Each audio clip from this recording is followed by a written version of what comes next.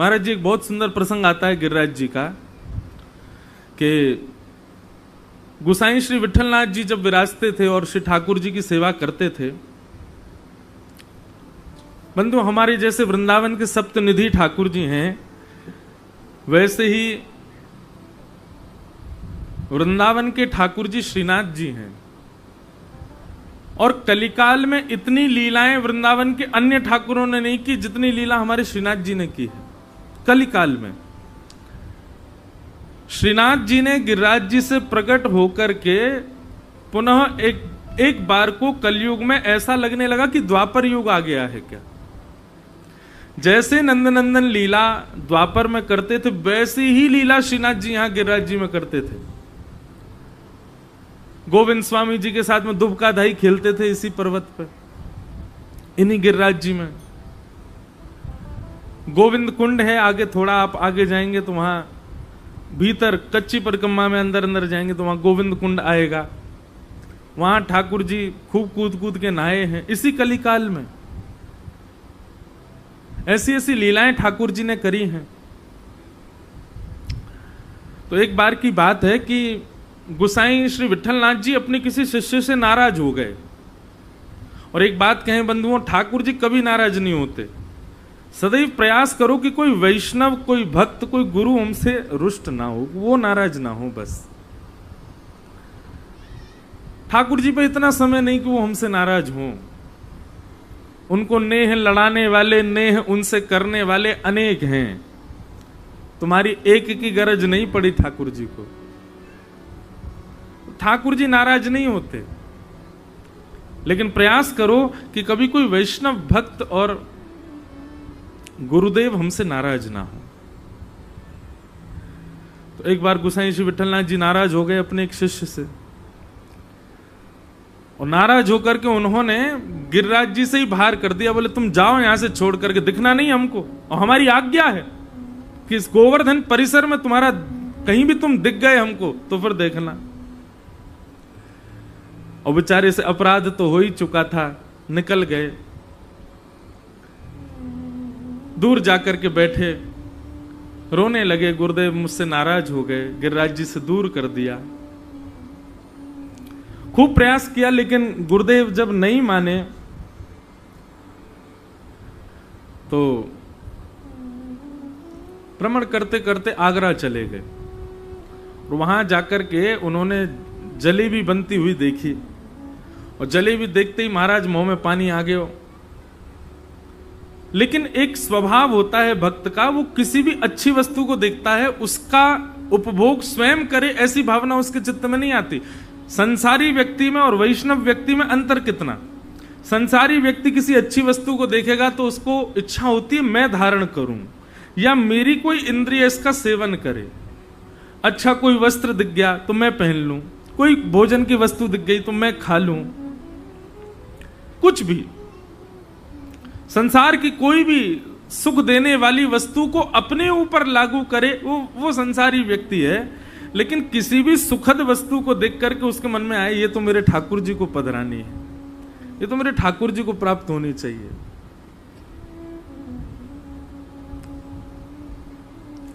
ये वैष्णव का लक्षण है। ढकेल पर जलेबी बन रही थी, जलेबी बनती देख उनके मन में आया अगर मैं गिरिराज जी में होता तो मैं भी जलेबी बनाता, जलेबी बना करके श्रीनाथ जी को भोग लगाता, ठाकुर जी पाते, कितना सुख मिलता। और वहां आगरा में बैठकर के केवल वो विचार कर रहे थे, और विचार करते करते रुदन करने लगे, इतने भाव में चले गए। यहां श्री गोसाई श्री विठलनाथ जी ने उत्थापन का समय शाम को 4:30-5 बजे जैसे ही मंदिर का कपाट खोले, भीतर प्रवेश किया। जैसे ही भीतर प्रवेश किया तो श्रीनाथ जी की उठी हुई भुजा के ऊपर जलेबी रखी हुई थी। गोसाई जी बोले जय जय, आज जलेबी तो बनी नहीं रसोई में, और हमने आपको पधराई भी नहीं। जी आपकी भुजा में जलेबी कहां से आ गई? ठाकुर जी बोले मेरे एक भक्त ने पवाई है। गोसाई जी बोले कौन से भक्त ने पवाई है? और भैया ऐसा कौन सा भक्त आ गए हो जो कहीं से पवार हो, आप यहाँ बैठ के पा रहे हो, हम भी तो वह भक्त के दर्शन करें जा में इतनी निष्ठा, जाको इतनो प्रेम कि वो दूर से पवार हो और आप यहाँ पा रहे हो। और ये आचार विचार जो हमारे लिए यहाँ बना रखे हैं कि भैया हाथ खासा करो, वाक्य बाद में भोजन बनाओ, मुंह पे पट्टी बांध करके भोजन बनाओ, कहीं वाकई सुगंधी से भी जीभ में पानी नहीं आ जाए, और आदि आदि ये सब जो नियम आपने हमारे काजे बना रखे हैं, इन नियमन को तोड़ करके कोई भक्त की जलेबी पा रहे हो, कौन सा भक्त है, एक नाम तो बताओ। तो वर्णन आता है ठाकुर जी डर रहे हैं बतावे में, क्योंकि वो ये जाने जिनको इनने भगा दियो है। ठाकुर जी बोले मैं ना बता रहा हूं। बोले क्यों ना बता रहे? बोले तुम नाराज हो जाओगे। गोसाई जी बोले जय जय, मैं ना नाराज हूं, बताओ ना कौन सा भक्त है। बोले वही है जाकू तुमने परसों गिरिराज जी तो निकाल दियो। गोसाई जी खड़े हो गए। बोले ठाकुर जी आपको पता हुआ ने कितना बड़ा अपराध कियो, और वह अपराध को दंड यही है सके कि मैं वाकू अपनी नजरन से दूर करूं और आपसे भी दूर कर दूं। लेकिन आपको तो नेक समझ में ना आवे कोई बात, नेक में ही ऐसा हृदय कर लियो अपनो, कोई नेक आपको रिझा दे सोई वा की तरफ आकर्षित रहते चले जाओ।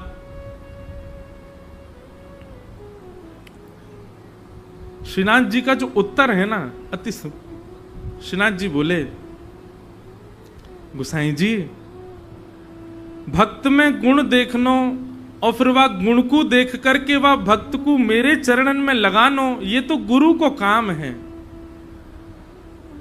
अब गुरु अपनी ज्ञान के बल से, अपने भाव के बल से, अपने जाप के बल से शिष्य को त्याग और स्वीकार दोनों करने में सक्षम होवे।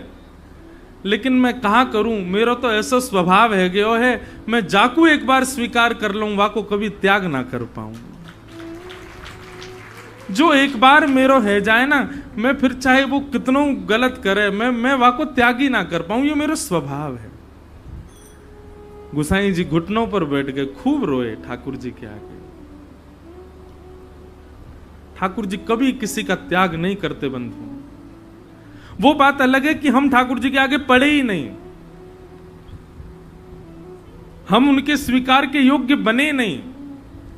एक बार पकड़ करके कोई को छोड़ा हो ऐसा मैंने दूर दूर तक कहीं ना देखो।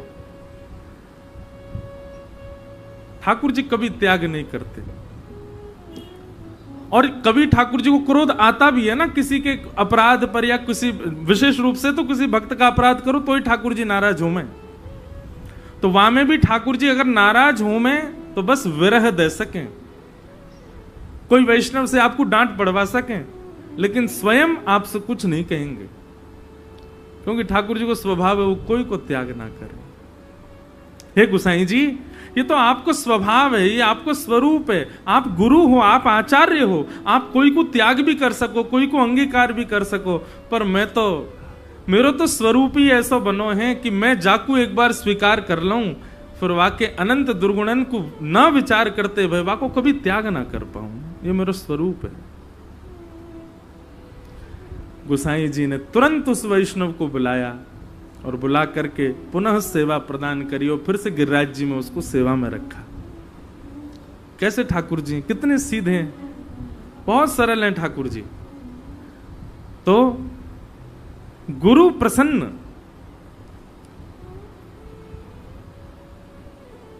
गुरु प्रसन्नता में कितना बल होगा सोचो। गुरु नाराज हो जाएं तो भी ठाकुर जी लीला करके शिष्य को दूर नहीं होने देते, लेकिन जिससे गुरु प्रसन्न ही रहते हो उसके प्रति ठाकुर जी का क्या भाव रहता होगा, विचार करो। तो निश्चित ही जब हम अपने गुरुदेव की स्मृति में ऐसे उत्सव करते हैं, इतने सारे वैष्णवों को बुलाते हैं, मंगल कथा का गायन होता है, आदि आदि जो भी क्रम आप करो अपने गुरुदेव की स्मृति में, उस समय वैकुंठ में हमारे गुरुदेव उत्सव मनाते होंगे, आनंदित होते होंगे। अच्छा, पूज्य श्री मलुकपीठ वाले महाराज जी एक बार बात कर रहे थे, हमारे पूज्य पिताजी महाराज के गुरुदेव के उत्सव में कथा हुई, तो महाराज जी बोले जब कोई भक्त अपने गुरु के उत्सव में कथा आदि कराता है ना, तो ऐसा प्रतीत होता है कि उस दिन, जिस दिन गुरुदेव का उत्सव प्रारंभ हुआ, उस दिन से लेकर के जब तक गुरुदेव का उत्सव चल रहा है, तब तक ठाकुर जी वैकुंठ में गुरुदेव की कुंज में ही विराजते हैं। ठाकुर जी अपनी निज कुंज में नहीं रहते, गुरुदेव की कुंज में ही रहते हैं। जैसे हम वृंदावन छोड़ के यहाँ पे गिरिराज जी कुंज में हैं, आपके पास हैं, ऐसे ही ठाकुर जी भी जब पता चला अच्छा तेरे सवरे शिष्य हैं, कहा वो उत्सव कर रहे हैं नीचे, चल इतने दिन मैं तेरे यहीं रहूंगा, वैकुंठ में सब भक्तों की कुंज है। तो इतने दिन ठाकुर जी उस कुंज में विराजते। बंधुओं, भगवत प्राप्ति के केवल 2 साधन हैं। प्रथम गुरु कृपा। यदि गुरु कृपा हो जाए तो आप कोई साधन मत करो, कुछ मत करो, गुरु केवल प्रसन्न है आपसे, इसी मात्र से भगवत प्राप्ति संभव है। और दूसरा भगवत प्राप्ति का साधन है भगवान की लीलानुकथा। ठाकुर जी की कथा यदि जीवन में आ जाए तो ये 2 ही साधन किसी के जीवन में यदि प्रबल रूप से प्रतिष्ठित हो जाएं, निश्चित भगवत प्राप्ति में कोई बाधा नहीं आ सकती। वृंदावन में अनेक ठाकुर हैं और सब ठाकुर कोई ना कोई लीला करते हैं। श्री हरिदास परंपरा में ही श्री गोरीलाल कुंज है वृंदावन में, और वहां के श्री गोरीलाल ठाकुर जी इतने अद्भुत ठाकुर जी हैं। आप में से कितने लोगों ने दर्शन किए गोरीलाल जी के? सब ने नहीं किए होंगे, अपने परंपरा वालों ने किए होंगे। वो ठाकुर जी विराजमान भी ऐसी जगह पर हैं कि हर कोई वहां पहुंच ही नहीं पाएगा। लेकिन सुनो, वृंदावन आके क्या करते हो आप? केवल बिहारी जी को रास्ता पता, वहीं चले जाओ। राधा वल्लभ जी, अरे जो नहीं पता वहां जाओ, उन स्थानों को ढूंढो। श्री गोरीलाल कुंज जाइएगा, वहां दर्शन करो। अब कहाँ है ये तो हम अब क्या बताएं, अपने आप ढूंढो, मेहनत करो वृंदावन जाके। तो ठीक करो भैया, अजीब सी आवाज आ रही है। तो गोरीलाल ऐसे ठाकुर जी हैं। महाराज जी, पूज्य श्री गोरीलाल कुंज वाले महाराज जी से सुनी हुई चर्चा है। गोरीलाल बिहारी जी जो हैं वहां पर, अब इस नाम का अर्थ क्या? गोरीलाल मतलब, अब सामान्यतया अर्थ करने वाले तो ये कहेंगे गोरी कौन है, बोले कि किशोरी जी हैं, और लाल कौन है, बोले ठाकुर जी हैं। पर ये नहीं है अर्थ इसमें। गोरी लाल बोले लाल जी जहां गोरी बन के बैठे हैं, मतलब जहां किशोरी जी के रूप में बैठे हैं, वो गोरी लाल। वहां पर कृष्ण रूप में श्री किशोरी जी हैं और किशोरी जी के रूप में ठाकुर जी हैं, इसलिए गोरी लाल। लाल जी गोरी बन करके विराजमान है। अच्छा जी, गोरी लाल केवल गोरी लाल कुंज में ही नहीं है, वृंदावन के सबरे ठाकुर जी गोरी लाल हैं।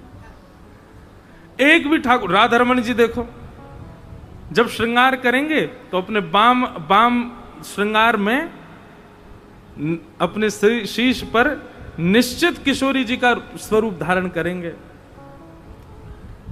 चोटी धारण करेंगे। बिहारी जी को जाकर के तो लहंगा फरिया पहनेंगे। ये सबरे लाला गोरी बने हुए हैं। जिस प्रकार अपने गुरु की प्रसादी को शिष्य धारण करता है, ऐसे वृंदावन में जितने भी हमारे लाल जी हैं सबरे गोरी बने हुए हैं, सब किशोरी जी की प्रसादी धारण करते हैं। तो गोरी लाल ठाकुर जी, गोरी लाल बिहारी जी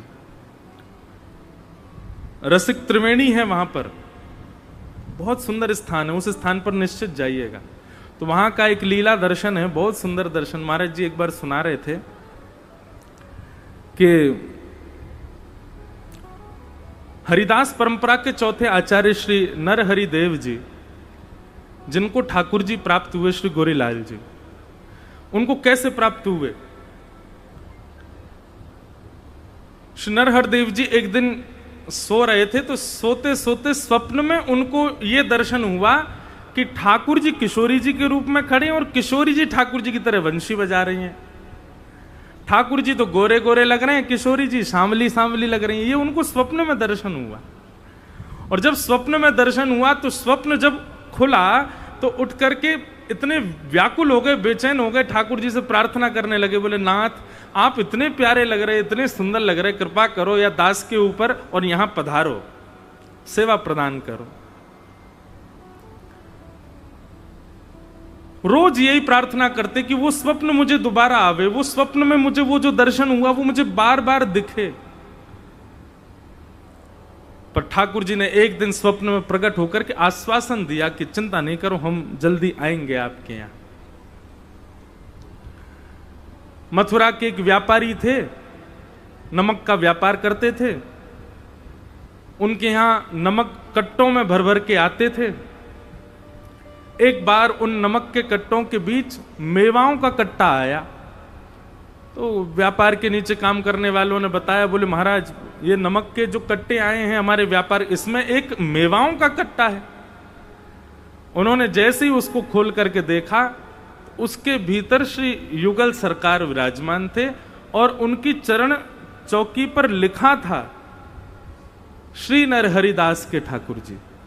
आज भी श्री गोरीलाल कुंज ठाकुर जी नाम लेकर के आए कि हम उनके हैं। तो व्यापारी तो उनको सेवा करते थे, अब लोग बाग दर्शन करते थे, बोले वाह भाई कहीं ठाकुर जी प्रकट हुए, मेवा की कट्टा में से निकल के आए।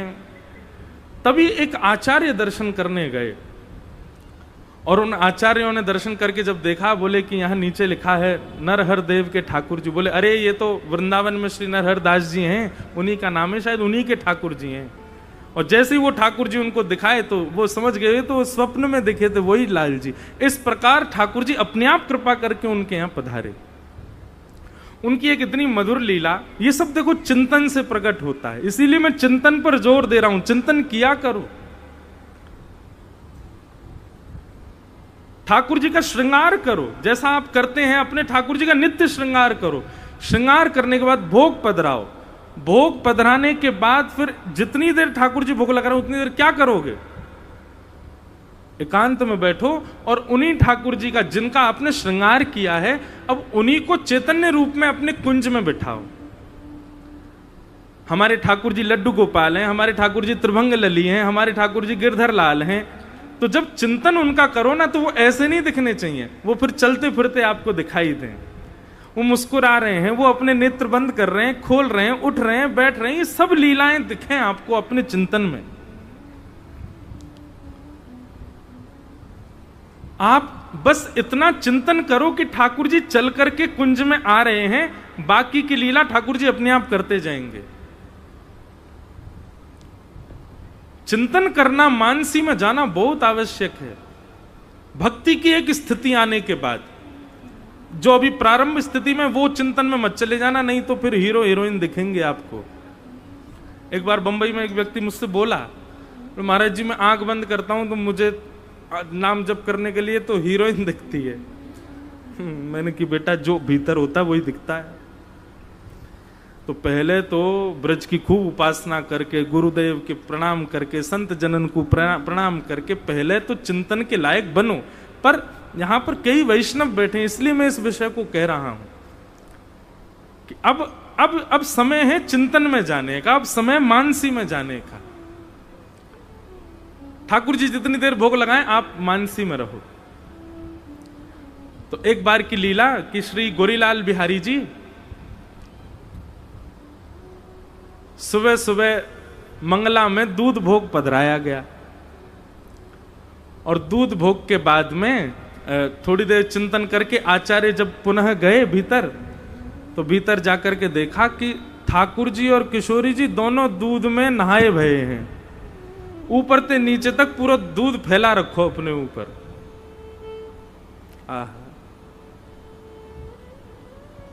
ठाकुर जी नथनी पहनते हैं वहां पे, और किशोरी जी ठाकुर जी के रूप में।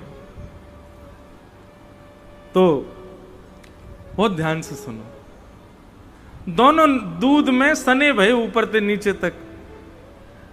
आचार्य चरण ने प्रणाम किया, बोले जय जय, जे कहा लीला करके आयो हैं, दूध पीवे की जगह नहा लिए सवेरे सवेरे।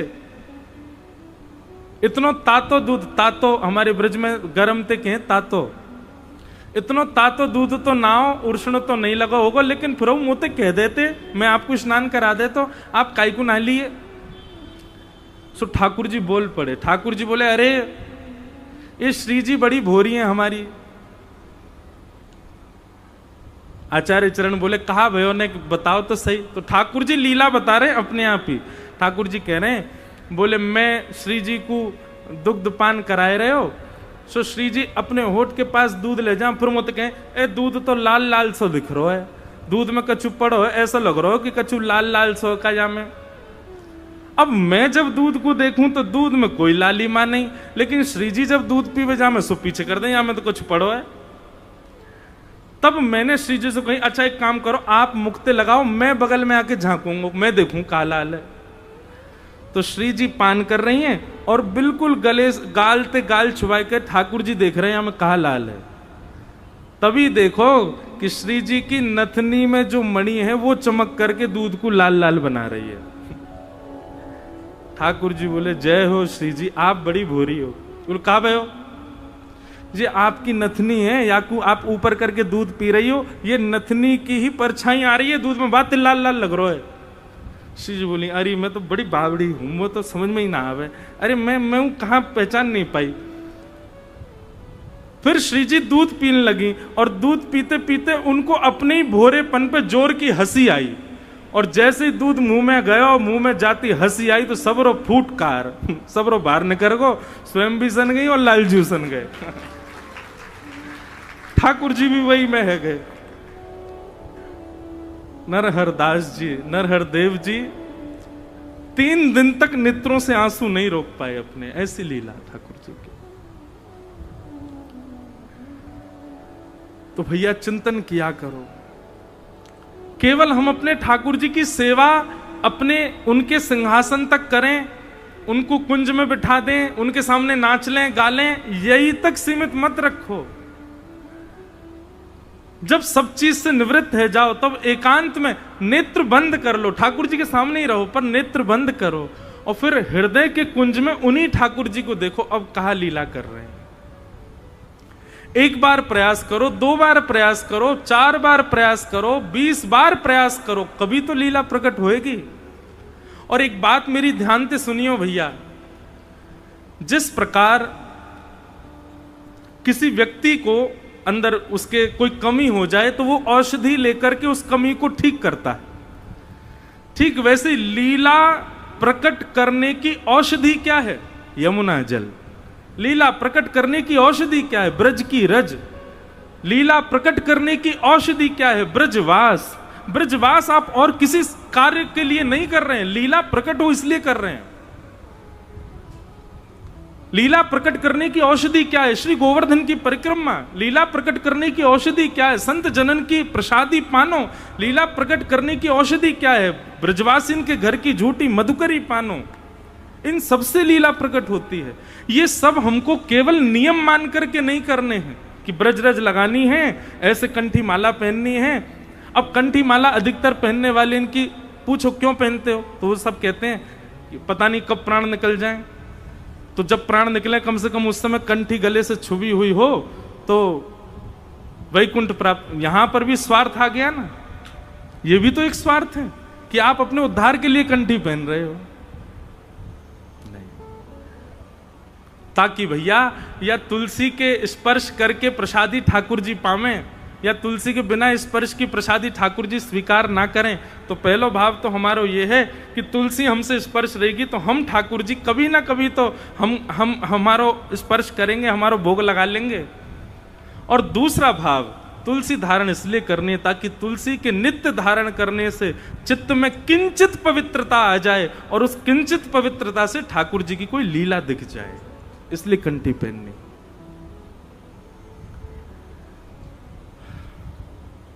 चिंतन नित्य करो। हमारी किशोरी जी बड़ी भोरी हैं, एक पद में गायो करूं कभी कभी कथा में, कैसी भोरी हैं हमारी लाडली जो, ऐसी हमारी श्यामा जो। अब ये सब भाव क्या है बंधुओं? ये सब चिंतन के भाव हैं, ये सब मानसी के भाव हैं, ये सब विचार किए भय भाव हैं।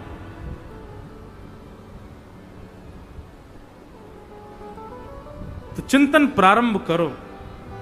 ये जितने संशय आपके चित्त में प्रकट होते हैं ना, इस प्रश्न का क्या उत्तर होगा, इसका क्या उत्तर होगा, ये सब आपको स्वयं प्राप्त होंगे।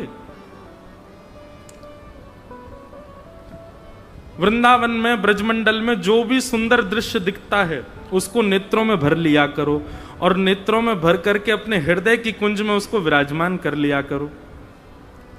कहीं के गिरिराज जी को कोई स्थान प्रिय लगो, वाकु चित्त में विराजमान कर लो। यमुना जी को कोई पुलिन प्रिय लगो, वाकु चित्त में विराजमान कर लो।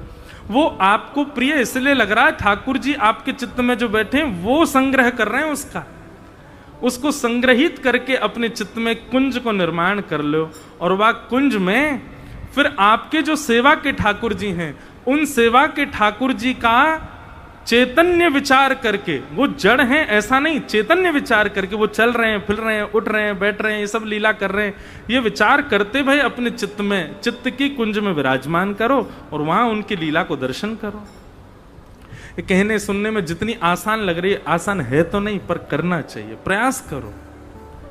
ब्रज यदि प्राप्त हो रहा है तो खाली मत बैठे रहो यहां पे, अब या भाव में प्रवेश करो, चिंतन में जाओ, लीला में जाओ, भाव में जाओ। और उसकी पुष्टि कैसे होगी? तो सत्संग में आओ, कथा में आओ, वैष्णव जनन के पास जाओ, उनके बीच की चर्चा श्रवण करो,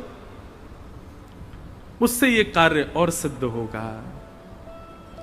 श्री हरिराम व्यास जी का चरित्र आता है कि जुगल किशोर जी को पगड़ी पहना रहे थे, पाग सिर पर, और पगड़ी पहनाते पहनाते उनको किशोरी जी की कोई लीला स्मृति में आ गई, और ऐसी लीला स्मृति में आई कि ठाकुर जी किशोरी जी को श्रम दे रहे हैं, मतलब किशोरी जी को परेशान कर रहे हैं ठाकुर जी।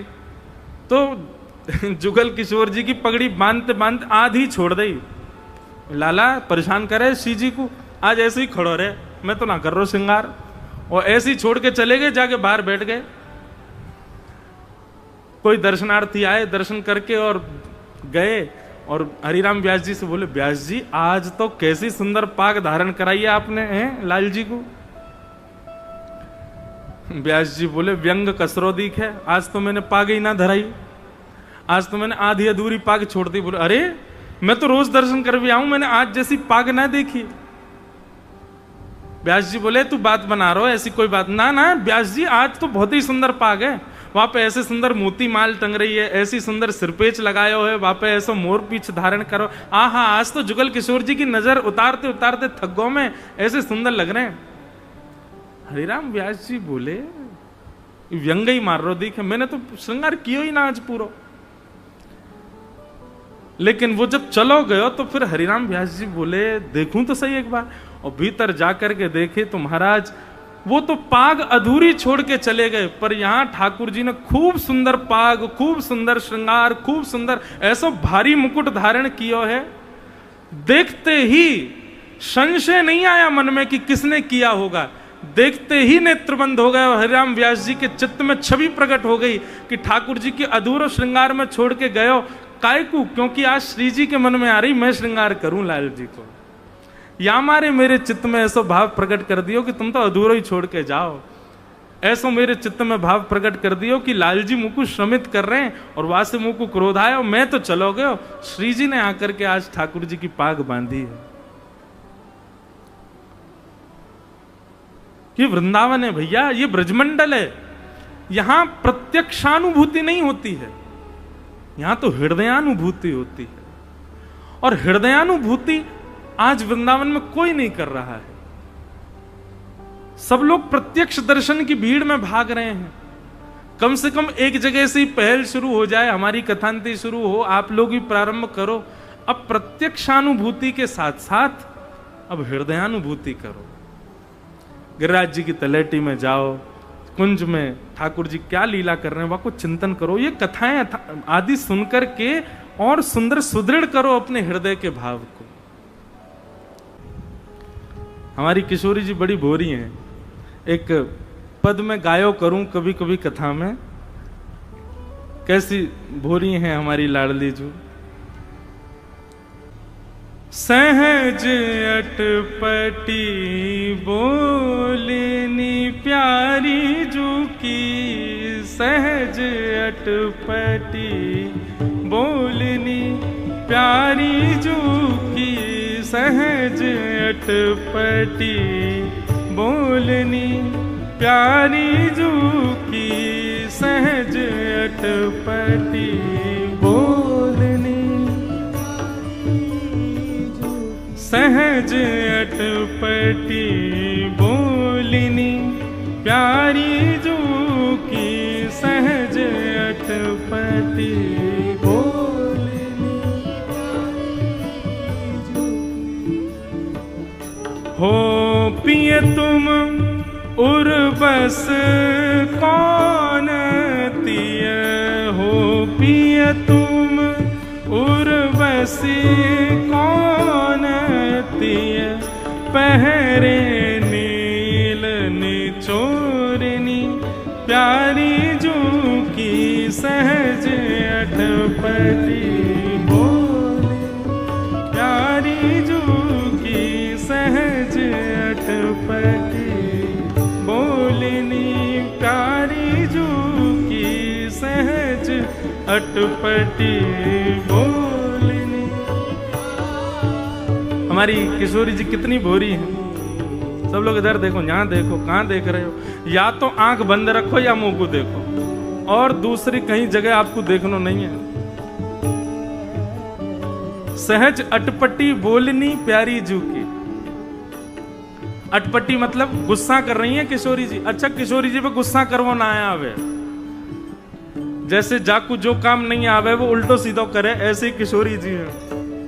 जब लाल जी पे गुस्सा करें तो गुस्सा करती करती बोलेंगे अच्छा आओ यहाँ पे बैठ जाओ। तो पसीना काहे को आ रहे हैं? ललता कहे गुस्सा कर रही हो कि पसीना साफ कर रही हो? गुस्सा में हो, काहे को पसीना न पहुंच रही हो? अच्छा पसीना ना पहुंचने वरना ठीक है दोबारा लगाए दो। किशोरी जी पे आवे ना है गुस्सा कर वो, इसीलिए अटपटी। अटपटी मतलब कभी तो अच्छी भी बोल दें और कभी गुस्सा करवे को केवल प्रयास करे लेकिन आवे ना है उन पे। सहज अटपटी बोलनी। काय बात पे नाराज हैं भैया? बोले आज लाल जी एक नीली नीली मणि पहन करके आए हैं, और वह नीली मणि को देख करके किशोरी जी गुस्सा है रही है। हो पिए तुम उर्वशी कौन तिए? लालन, ये आज आपने अपने हृदय में कौन सी गोपी के चित्र से अंकित मणि की माला पहनी है? किशोरी जी कह रही है या मणि में गोपी को चित्र बनो भयो जो तुमने गले में पहन रखी का है? कौन सी गोपी है ये? ठाकुर जी ने अच्छा जे बोले हाँ। अब किशोरी जी गुस्सा कर रही हैं और कहा कह रही हैं देखो तो सही कैसी गोपी है ये। हम हूते गुण रूप सुंदर, हम हूते गुण रूप गुण सुंदर, हम हूते गुण रूप सुंदर, हम हूते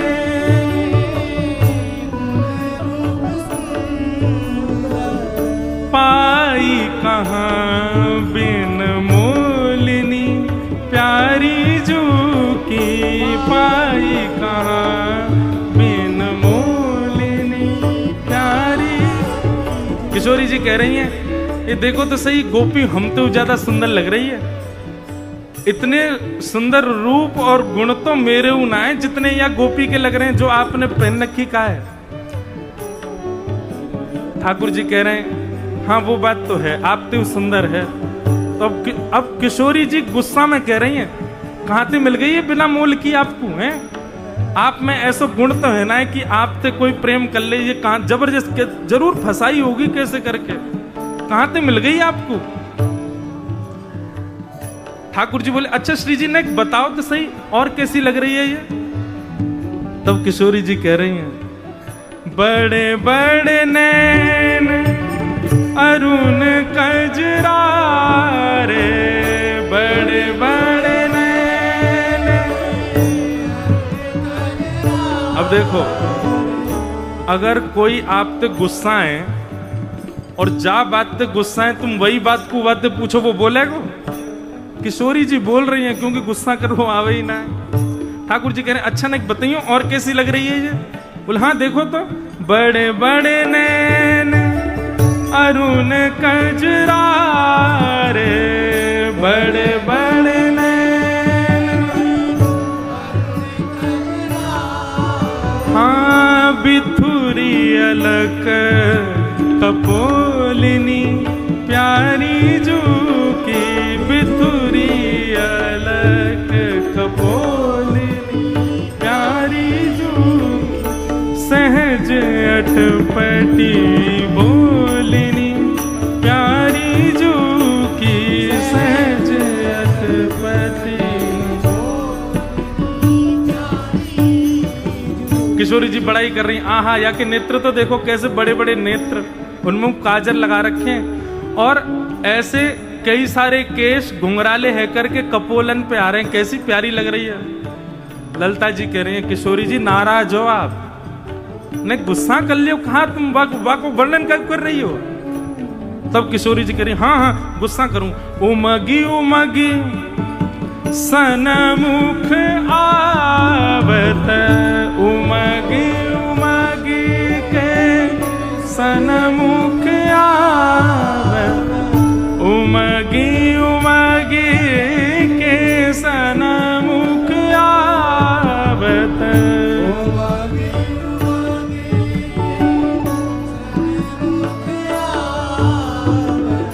मन भावत कर किलोलिनी प्यारी जो की मन भावत कर किलोलिनी प्यारी जो सहज अटपटी बोलिनी प्यारी जो की सहज अटपटी। भगवद रसिक कहाँ तुम साधो, भगवत रसिक कहाँ तुम साधो, भगवत रसिक कहाँ तुम साची, भगवत रसिक कहाँ तुम साची, नाही करो अनमोलिनी प्यारी जो की नाही करो अनबोलिनी प्यारी जो सहज अटपटी बोलिनी प्यारी जो की सहज अटपटी। किशोरी जी वाक्य रूप को वर्णन कर रही है। उमग उमग सन्मुख आवत, देखो कैसी मैं जय जो जो या को पास करूं त्यों तुम वो मेरे पास आवे। और करत किलोलिनी मन भावत करन किलोलिनी, लेकिन कैसी हो या कि किलोल या कि लीलान को देख करके मेरो मन यहाँ पे आ रहा है। ठाकुर जी खूब जोर जोर से हंस रहे हैं। किशोरी जी कह रही आप हंस क्यों रहे हो, सांची बताओ हंस काहे क्यों रहे हो। हे श्यामाजू आज मैं यहाँ छवि को देख करके बली बली जा रहा हूं कि जिनके रूप को वर्णन ललिता विशाखा और स्वयं श्याम सुंदर करें, आज अपने ही रूप को वर्णन अपने मुक्त ही कर रही हैं। हे श्यामाजू ये मणि में दिखे वाली गोपी कोई और नहीं है, आपको अपना प्रतिबिंब ही दिख रहा है। कई मणि हो में उन मणिन में शीशा के भांति अपनो ही चेहरा दिखाई दे, तो श्री जी के सामने जब ठाकुर जी आए तो वह मणि में वो चित्र कोई और को नहीं है, श्री जी को ही प्रतिबिंब दिख रहा। किशोरी जी अपने आप ही कह रही हैं बड़े बड़े नैन अरुण कजरारे कहां पाई बिल मोलिनी, उमग उमग सन्मुख आवत मन भावत करत किलोलिनी। हे श्यामाजू जे कोई और थोड़े ही है। अरे देखो ललिता यहाँ पे आ, ललिता जी पास गई, तू देखियो। ललिता जी ने देखो तो ललिता जी को मुख दिखने लगो, विशाखा जी गई तो विशाखा जी को मुख दिखने लगो। किशोरी जी से बोले हे श्यामाजू आज तो सिद्ध है गयो कि आप कैसी हो, बड़ी भोरी हो, बड़ी सीधी हो। बताओ मणि में अपनो ही मुख देख करके मोते नाराज रही हो। अब किशोरी जी को तो ऐसी शर्म आई महाराज भागी माते। सहज अटपटी बोलिनी प्यारी जो की सहज अटपटी, सहज अटपटी बोलिनी प्यारी जो की सहज अटपटी बोलिनी।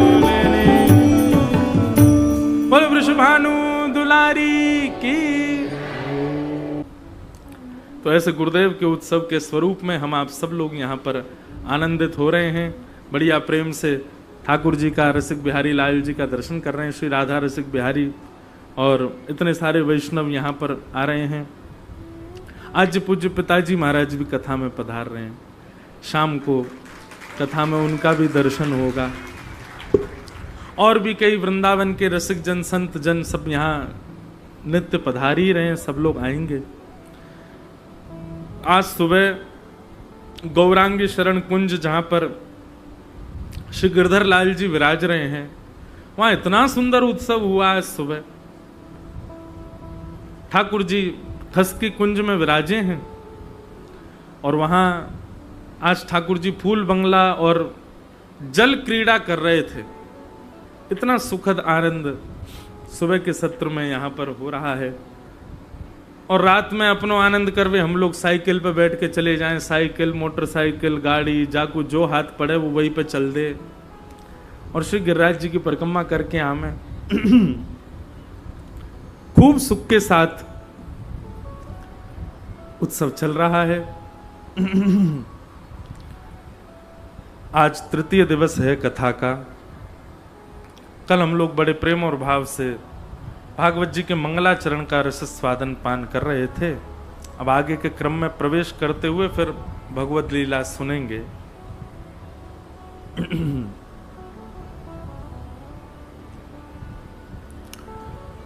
श्री सूत जी महाराज सौनकादि ऋषियों को प्रश्नों के उत्तर दे रहे हैं। इसी बीच उन्होंने भागवत जी के निर्माण का, भागवत जी की रचना का हेतु बताया। कैसे भागवत जी की रचना हुई।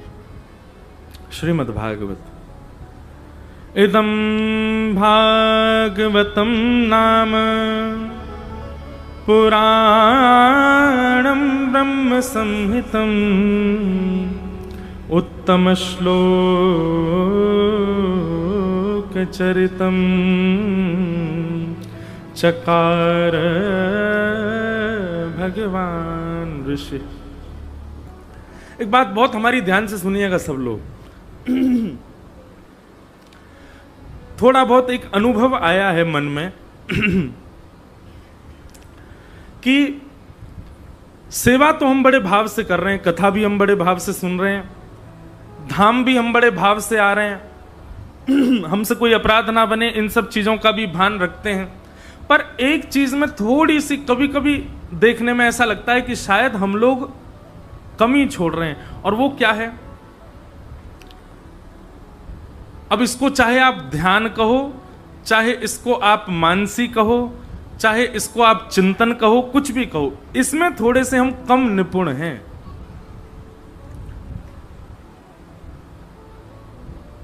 हम लोग चिंतन नहीं करते। हम लीला सुनते हैं, कथा सुनते हैं, और जितनी देर लीला कथा सुनते हैं उतनी देर हमको बहुत सुख मिलता है। हम दर्शन करते हैं उतनी देर बहुत सुख मिलता है। हम जितनी देर संतन के संग रहते हैं या वैष्णव संग करते हैं उतनी देर बहुत सुख मिलता है। लेकिन जैसे ही इन सब चीजों से परे हम जाते हैं तो हमको व्याकुलता क्यों होने लगती है, हम विचलित क्यों होने लग जाते हैं? क्योंकि चिंतन नहीं है हमारा, हम ध्यान नहीं कर पाते। चिंतन और ध्यान की स्थिति ऐसी होती है कि आप चाहे वृंदावन से कितने दूर चले जाओ, आप चाहे गुरु से कितने दूर चले जाओ, आप चाहे कथा से कितनी दूर रह लो, पर आपका चिंतन इतना प्रबल है कि उस चिंतन से वैसा ही माहौल आप अपने आसपास प्रकट कर लो। इसी को मानसी सेवा, हरिदासियों में मानसी भाव कहा जाता है।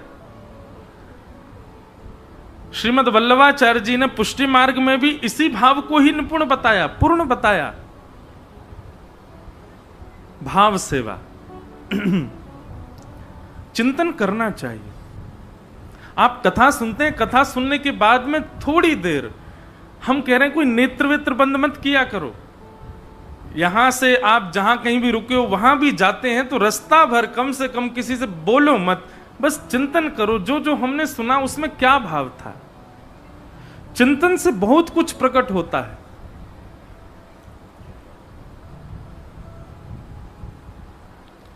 श्री वेदव्यास जी महाराज ने चिंतन से ही श्रीमद् भागवत को प्रकट किया।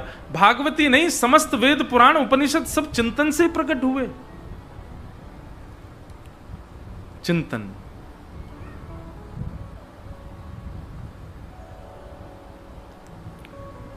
और यदि कोई बाहर का कोई विषय या बाहर का कोई, जैसे घर परिवार के कुछ हो जाती हैं लीलाएं, उनके कारण चिंतन नहीं भी बन पाता, तो थोड़ी बहुत देर के लिए विचलित होने से कोई अपराध नहीं, पर विचलन दूर होते ही पुनः उस चिंतन में जाओ। वो चिंतन आपका कांस्टेंट बने रहना चाहिए।